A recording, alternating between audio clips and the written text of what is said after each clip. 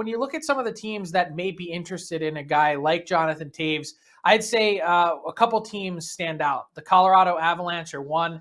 The Edmonton Oilers would be another. I wonder about the Carolina Hurricanes and some of these other playoff-bound teams that could be in the market for some help down the middle. I think Edmonton, it's a secondary priority for the Oilers at the moment.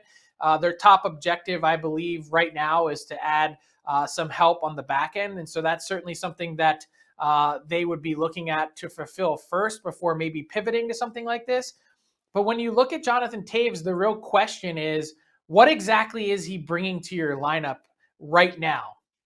For the longest time in his career, he's a franchise player. We were thinking 2014 Sochi Olympics. It was the big debate would be if you were starting a franchise coming off 2 Stanley Cups with the Chicago Blackhawks, would you want to center it around Jonathan Toews or Sidney Crosby? That's the type of career that Toews was having up to that moment. And then after that, he sort of transitioned to be what we'd call in our archetype ranking series, a clutch player, someone that is clutch is code word for Selke, someone that, is a complete 200-foot player, a general pain in the ass to play against.